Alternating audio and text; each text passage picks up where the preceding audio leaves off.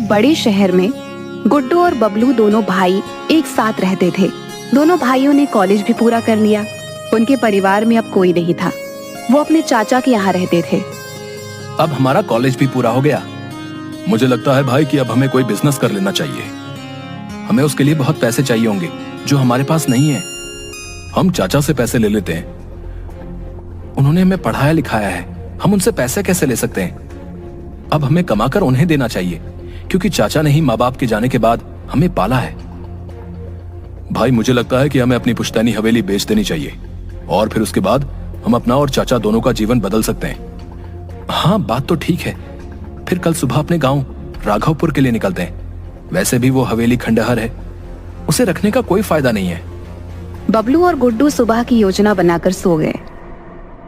अगली सुबह दोनों भाई उठकर राघवपुर के लिए बस में बैठकर निकल गए और कुछ घंटों बाद अपने गांव पहुंच गए। अब यहाँ कैसे पता चलेगा कि हमारा घर कौन सा है? चाचा ने बताया तो था कि जो सबसे बड़ा घर होगा वही हमारा घर होगा। हाँ, और सबसे पुराना भी होगा। कोई नहीं, चलकर ढूंढते हैं। दोनों भाई अपनी पुश्तैनी हवेली ढूंढ रहे थे कि तभी उन्हें एक आदमी राजू मिला। अरे भाई, ये राघवपुर गांव ही है ना? नहीं, ये जनकपुर है। लेकिन बस वाले ने तो यही उतारा था। और जब बस वाले ने यही उतारा था तो यही होगा। अजीब पागल है, जो पूछ रहा हूँ उसका सीधा सीधा उत्तर नहीं दे रहा है। तुझे मैं पागल लगता हूँ क्या बे? ठीक है भैया, हमारी गलती है। अब हमें ये बता दीजिए कि यहाँ सबसे पुरानी हवेली के लिए रास्ता कहाँ से जाता है? मेरी उम्र बहुत ज्यादा हो गई है, लेकिन मैंने कभी इस रास्ते को कहीं भी जाते हुए नहीं देखा है। शायद जाना तुमको ही पड़ेगा। ठीक है भाई, तुम हमें माफ कर दो, हम खुद चले जाएंगे, ठीक है? मेरी मर्जी, मैं तुम्हें माफ करूं या नहीं है? अजीब आदमी है यार। चलो भाई चलते हैं। इसके सच में ही स्क्रू ढीले हैं। राजू अकेले ही खड़े होकर हंसने लगा। गुड्डू और बबलू दोनों पुरानी पुश्तैनी हवेली को ढूंढने के लिए आगे बढ़ गए। दोनों राघवपुर की गलियों में इधर से उधर देख रहे थे। तभी उन्हें एक बड़ी सी हवेली दिखाई दी जो अब खंडहर बनने लगी थी। ओह, ये हमारी हवेली। इसको हम ढूंढते ढूंढते पागल हो गए थे। हाँ चलो, अब इसके अंदर चलते हैं और इसको 1-2 दिन में ही बेच देंगे। हाँ, हमें इसे जल्द से जल्द बेचना होगा। दोनों भाई अंदर गए। तभी अंदर से एक बूढ़ा व्यक्ति भीखू निकल कर आया। कौन है इस खंडहर में? आज कौन आया है? काका, आप कौन हैं? हम इस घर के मालिक हैं, लेकिन आप कौन हैं? इस घर के मकान मालिक? अरे कम से कम मुझ बूढ़े से झूठ मत बोलिए। तुम्हें क्या चाहिए, मुझे ऐसे ही बता दीजिए। काका, आप भी कमाल करते हो। जब आपको बता दिया कि हम ही इस घर के मालिक हैं, फिर भी आप बेवजह हमारा समय खराब कर रहे हो। और काका, जवाब आपको देना चाहिए, क्योंकि आप हमारे घर में रह रहे हो। हम इस हवेली के वारिस हैं, गुड्डू और बबलू। ठीक है बच्चों, अगर तुम इस हवेली के अपने होने का दावा करते हो तो ठीक है, मैं मान लेता हूं, लेकिन मैं इस घर की रखवाली करता आ रहा हूं। ठीक है काका, आप हमारे परिवार के बारे में कुछ जानते हो क्या? मैंने इस घर के मालिकों की नौकरी की है, लेकिन मैं तुमको तभी कुछ बता पाऊंगा जब तुम परीक्षा में सफल हो जाओगे। कैसी परीक्षा? इस घर के मालिक ने एक पुश्तैनी कुल्हाड़ी इस हवेली में गाड़ दी थी। तुम्हें उस कुल्हाड़ी को उखाड़ना होगा। लेकिन हम उस कुल्हाड़ी को क्यों उखाड़ेंगे? क्योंकि अगर तुम उस कुल्हाड़ी को उखाड़ पाए तो यह साबित हो जाएगा कि तुम इस घर के असली वारिस हो। कुछ समझे नहीं, आप कैसी बातें कर रहे हैं? कुल्हाड़ी उखाड़ना भी इतना बड़ा काम होता है क्या कि उसी से हमारे बारे में पता चलेगा? हाँ, अगर तुमने उस कुल्हाड़ी को उखाड़ दिया तो मैं मान जाऊंगा कि यह घर तुम्हारा ही है, क्योंकि इतने वर्षों से यहाँ अनेक दावेदार आ चुके हैं, लेकिन उस कुल्हाड़ी को कोई भी नहीं उखाड़ पाया है। ये कैसी परीक्षा है? ये मेरे लिए अजीब है। मैं तुम्हें तुम्हारे माँ पापा के बारे में भी बताऊंगा। हमारे माँ पापा का देहांत हो चुका है। इसके अलावा कुछ और भी रहस्य है। अगर ऐसा है तो ठीक है, हम दोनों परीक्षा देंगे, लेकिन उस कुल्हाड़ी को उखाड़ने के बाद क्या होगा? ये सब तो तुम्हें कुल्हाड़ी उखाड़ने के बाद ही समझ आएगा, क्योंकि जादुई कुल्हाड़ी है तो कुछ तो खास होगा। ठीक है, कुल्हाड़ी कहाँ है? बेटा देख लेना, अगर तुम सच में इस हवेली के वारिस हो तभी इस कुल्हाड़ी को उखाड़ने की कोशिश करना, वरना जान से भी हाथ धो सकते हो। हम सही हैं, इसलिए हमें कोई डर नहीं है। इसलिए अब जल्दी से उस कुल्हाड़ी के पास ले चलो। भीखू उन्हें हवेली के अंदर ले गया। वहाँ एक पेड़ था। ये पेड़ की जड़ में जो कुल्हाड़ी है तुम्हें उसे उखाड़ना है, ठीक है? वैसे आज तक कोई पहली परीक्षा को ही पास नहीं कर पाया है। अगर तुमने इसे उखाड़ दिया तो मैं तुम्हें आखिरी परीक्षा दूंगा। इतनी सी कुल्हाड़ी के लिए हमें डरा रहे थे। इसको उखाड़ना मेरे बाएं हाथ का काम है। हाँ ठीक है, अब इसको उखाड़ो। अगर तुम सच में इस हवेली के वारिस निकलोगे तो मेरी भी जिम्मेदारी खत्म हो जाएगी। वीडियो अगर पसंद हाँ, आए ठीक है। तो इसे लाइक अभी करें उखाड़ता वीडियो हूँ को और और आपको सब्सक्राइब जल्द ही करें हमारे जिम्मेदारी से चैनल मुक्त को कर दूंगा। और शेयर करें बबलू अपने ने कुल्हाड़ी को दोस्तों के पकड़ा, साथ। धन्यवाद। लेकिन उसे वो हिला भी नहीं पाया। क्यों, तुम भी झूठे हो? तुम भी माया के लालची निकले और मेरा दिल फिर से तोड़ दिया। मुझे बच्चों का इंतजार है। आप हमारा विश्वास कीजिए, ये घर हमारा ही है। तुम असफल हो चुके हो। रुकिए, अभी मैंने कोशिश नहीं की। ठीक है, तुम भी कोशिश कर लो।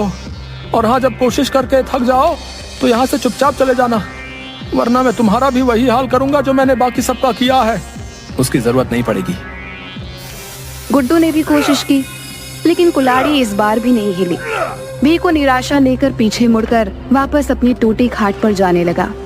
गुड्डू और बबलू ने एक साथ कुल्हाड़ी को पकड़ा तो इस बार चमत्कार हो गया, क्योंकि इस बार बिना किसी मेहनत के कुल्हाड़ी हाथ में आ गई। अचानक से एक बहुत तेज आवाज आई। भीकू ने आश्चर्य से पीछे मुड़कर देखा। तुम वापस आ गए। आज मैं बहुत खुश हूँ, क्योंकि आज इस घर में भी फूल खिल गए। मैंने इसे इतने वर्षों से बंजर ही देखा है। मेरी आंखें तरस गई थी। वो सब तो ठीक है, अब आपको विश्वास हो गया। लेकिन अब इस कुल्हाड़ी का क्या करना है? इस कुल्हाड़ी से तुम्हारे माँ पापा की मुक्ति होगी। हमारे माँ पापा तो इस दुनिया में नहीं है। अभी तुम दूसरी परीक्षा भूल रहे हो। अब तुम्हें इस पेड़ की जड़ को काटना होगा। बाबा, ये पेड़ कटकर हमारे ऊपर गिर जाएगा। आप क्यों हमारा पागल बना रहे हो? इससे ये साबित हो गया है कि ये हवेली हमारी है। अब आप यहां से जाइए। मेरे यहां से बाहर निकलते ही तुम जीवित नहीं रह पाओगे। हाँ हाँ, बहुत हो गया। अब हमें डराने की कोशिश मत कीजिए। तुम्हें अपने माँ पापा का सच जानना है कि नहीं? हाँ, पहले तुम्हें पेड़ की जड़ काटनी होगी। गुड्डू ने कुल्हाड़ी हाथ में लेकर पेड़ की जड़ काटनी शुरू कर दी, लेकिन पेड़ की जड़ पत्थर के समान थी। वो कट ही नहीं पा रही थी। गुड्डू को पसीने आ गए। फिर बबलू ने कोशिश की। वो भी थक कर दूर बैठ गया, लेकिन गुड्डू ने हिम्मत नहीं हारी और फिर से कोशिश की। लेकिन इस बार उसकी मेहनत रंग लाई। पेड़ की जड़ कट गई और फिर उसमें से एक पीला प्रकाश निकला। देखते ही देखते पूरा घर पीले प्रकाश से भर गया, जिसके बाद पूरी हवेली नई हो गई और दोनों की माँ पापा भी बाहर निकल आए। वो भी आजाद हो गए। दोनों भाइयों को विश्वास नहीं हो रहा था कि वो अपने माँ पापा से मिल रहे हैं। मैं जानता था कि हमारे बच्चे हमें आजाद कराने आएंगे। आज वर्षों बाद मैं अपने बच्चों को देख पा रही हूँ। आज मैं बहुत खुश हूँ। हमने बहुत इंतजार किया है। ईश्वर ने आज हमारी सुन ली। माँ पापा, ये सब कैसे हुआ? हाँ बताइए ना। आज से वर्षों पहले हम और तुम्हारे चाचा चाची यहीं गांव में रहते थे। दोनों भाई राम सिंह और अमर सिंह घर के आंगन में बैठे थे। भीकू भी वहीं पर खड़ा था। भैया, मुझे घर में हिस्सा चाहिए। अरे छोटे, तू ऐसी बातें कर रहा है? तू जो चाहेगा मैं दे दूंगा। लेकिन ऐसा क्या हुआ कि तू बंटवारे पर उतर आया? मुझे आपकी नीयत समझ आ गई है। मेरी कोई औलाद नहीं है, इसलिए आप अपने दोनों बेटों के लिए मेरी जायदाद भी हड़पना चाहते हैं। छोटे, तुझे कोई भ्रम हुआ है। तू अपने बड़े भाई पर ऐसा इल्जाम लगा रहा है। तुझे शर्म नहीं आती? अगर ऐसा नहीं है तो आप मुझे अपने दोनों बच्चे और सारी जायदाद दे दो। तुम सारी जायदाद रख लो, लेकिन मेरे बच्चों की तरफ आंख उठाकर भी मत देखना, नहीं तो देख लूंगा तुम्हें। फिर क्या हुआ पिताजी? फिर अगले दिन तुम्हारे चाचा ने हम दोनों को मारकर इस पेड़ के नीचे गाड़ दिया और खुद तुम दोनों को लेकर शहर भाग गया। लेकिन वो भूल गया था कि हमारी आत्मा के होते हुए वो जायदाद नहीं ले सकता, इसलिए वो ले नहीं पाया। भीखू ने बहुत मदद की है, क्योंकि भीकू जब शहर से सामान लेकर वापस आया तो उसने आवाज लगाई। मालिक साहब, मालिक साहब, मालकिन, आप सभी कहाँ हैं? आज मुझे बच्चे भी नहीं दिख रहे। तभी राम सिंह की आत्मा ने आवाज लगाई और भीकू को सारी बात बताई। भीकू बहुत रोया। मालिक साहब, अब मैं यहाँ रहकर क्या करूंगा? मैं भी जा रहा हूँ। अब यहाँ तुम्हारी ही जरूरत है और तुम्हें रहना होगा। क्योंकि अमर सिंह जायदाद लेने आएगा और उसे हम जायदाद नहीं लेने देंगे। इसलिए वो किसी और को भेजेगा जिनको हम मार देंगे, लेकिन उसमें हमारे बच्चे भी हो सकते हैं। इसलिए इस कुल्हाड़ी को सबसे उखड़वाना। हमारे बच्चे ही इसे उखाड़ कर पेड़ की जड़ काट पाएंगे। आप हमेशा इसी तरह। हमारी मुक्ति हमारे बच्चों के हाथों होगी। जब तक बच्चे आकर ऐसा नहीं करेंगे तब तक हमारी आत्मा भटकती रहेगी। तब से हम यहाँ हैं। हम चाचा को सजा जरूर दिलवाएंगे। सभी की आंखों में आंसू थे। गुड्डू और बबलू के माता पिता की आत्मा को शांति मिल गई। उनके चाचा को सजा हो गई और दोनों बच्चे भीकू के साथ गांव में रहने लगे।